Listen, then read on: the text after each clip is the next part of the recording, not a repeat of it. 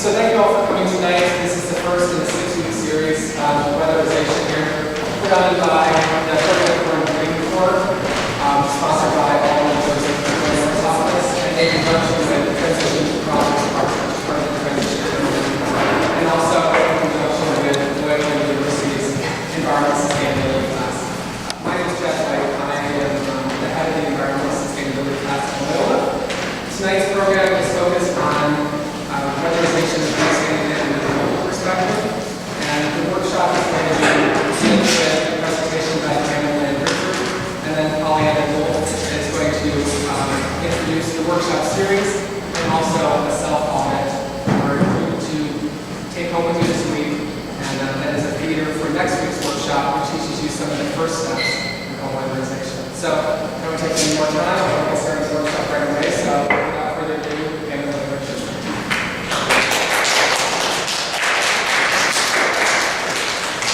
Can everybody hear me if I speak like this?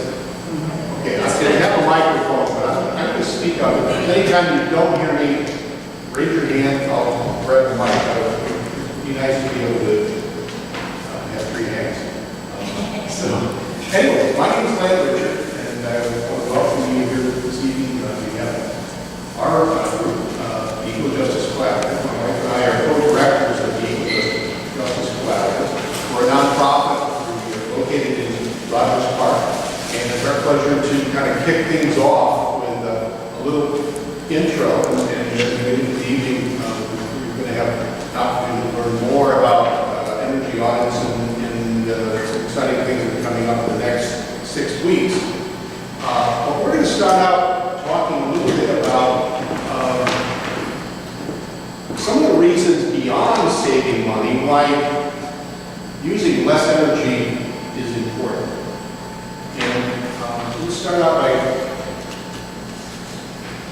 explaining how I think we live in a very amazing time in history.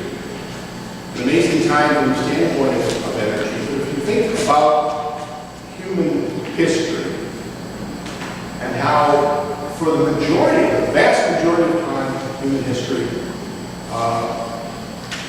we as a species work in a sustainable relationship with the Earth. And we had solar energy, producing vegetation and supporting life and photosynthesis and uptaking the systems, etc. And it's only been the last couple hundred years where we have made major use of fossil fuel. And that fossil fuel has really been like a gift. It's like finding a bank account or a stash of gold, and we have taken that and we have found ways to make use of it. It's really a voracious appetite, and it has produced and supported our growth of populations.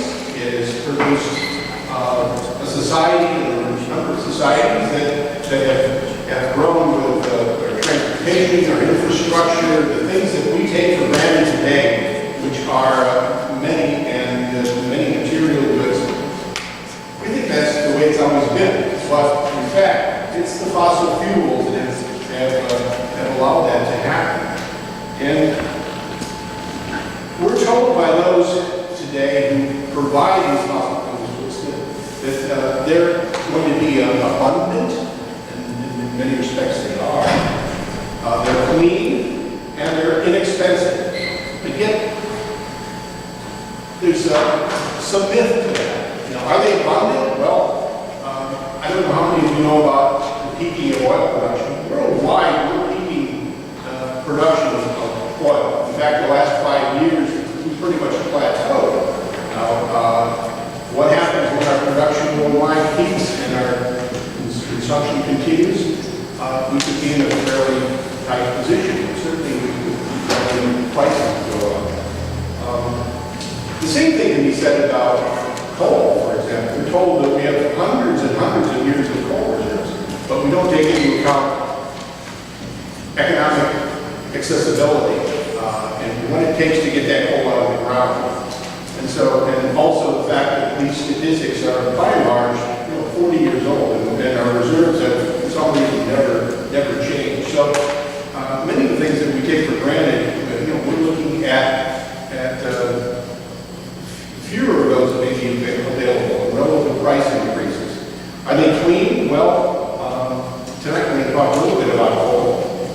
And coal, for example, we call it clean coal, right? Well, I can tell you that's a myth.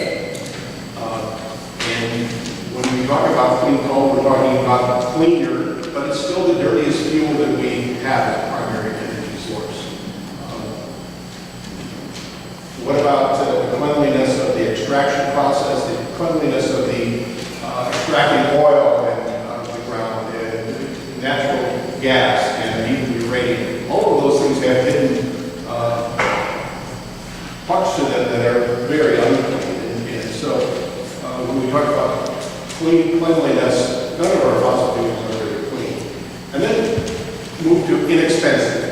Coal is really inexpensive, right? Well, it depends on who's paying for it. And in your bill, you probably know what your energy bill is. Much of your energy does come from coal. Some in Illinois, a lot of it comes from your power also. But it depends on who you are.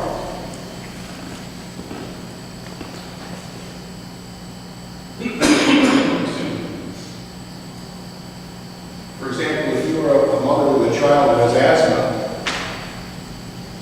you're paying some of the costs. These are externalized costs that are in your energy bill. There are externalized costs associated with cleaning up pollution in our natural resources and streams. And the next time you turn on your switch, think about what happens.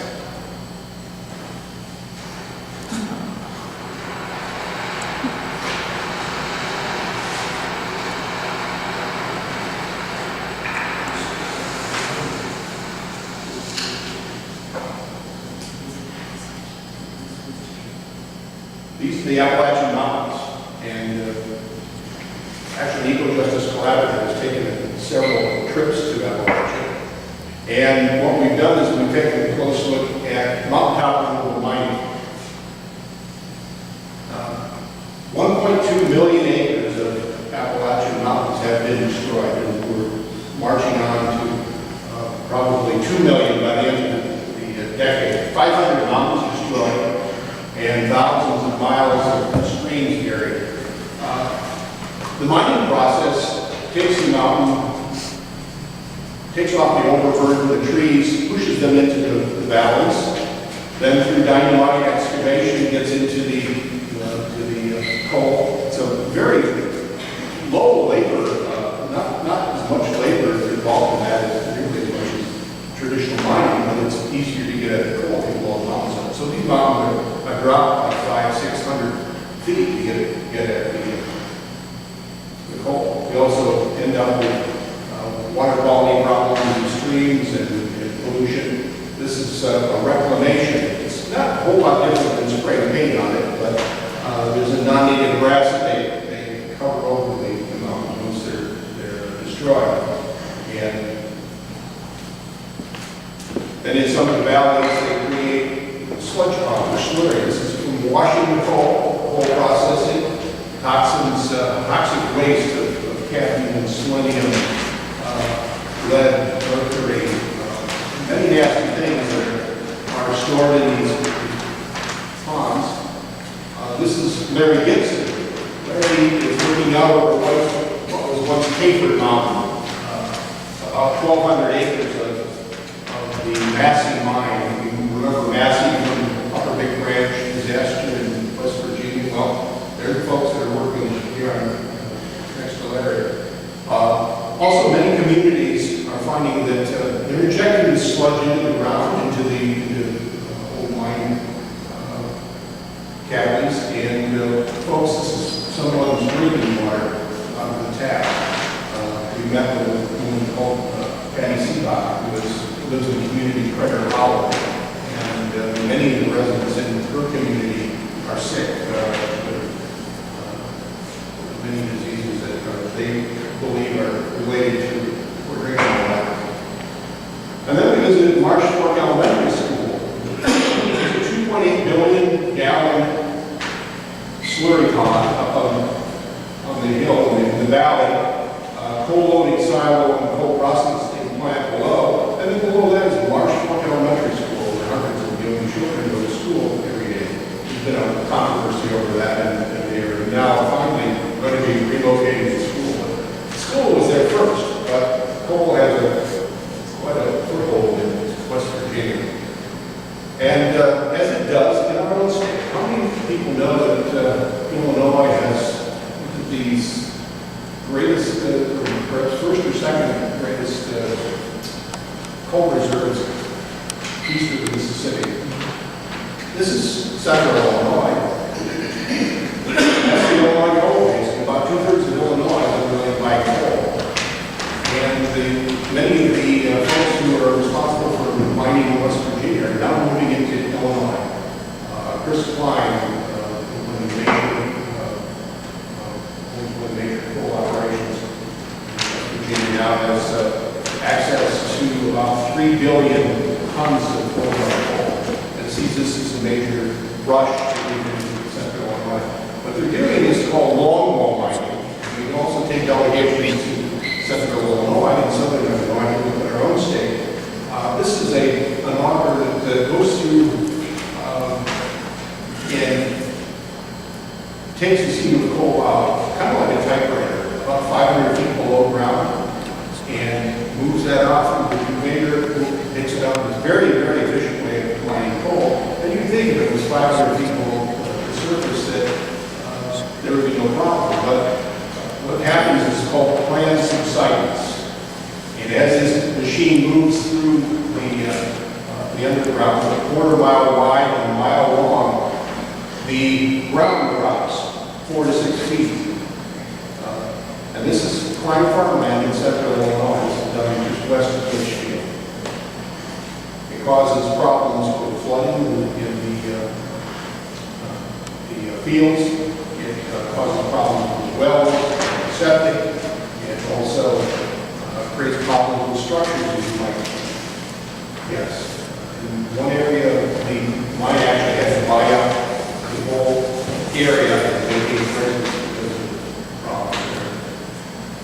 And then the coal waste, just as in West Virginia, we also have coal washing and sludge ponds. There are 83 coal slurry sludge ponds and/or coal ash ponds in Illinois. And many of these are in line for the most part. They leak, they feature the groundwater. There are lots of cases where local residents are having problems with their surface water. The drainage is managed to some extent, but often it moves into our own surface water. So these are two examples of how coal, which is so, we're told, is so very important for keeping our lights on, also has a big footprint. And it's not so clean as you might suspect. Thanks, Lynn.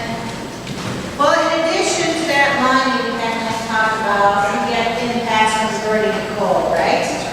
And how many of you know we have 2 coal-fired plants in the city of Chicago? Do you know that? Many people don't. If you know me, you know, because I'm going to make these companies irrelevant. We can do that. Chicago happens to have the distinction of being the only major metropolitan area in the entire country that has 2 coal-fired power plants within its urban limits. The one on the left, this, is in Pilsen and was built before the Model T, 1903. The one on the right is Newark. It was built in 1924. These are old plants, very old plants. Now, to be fair,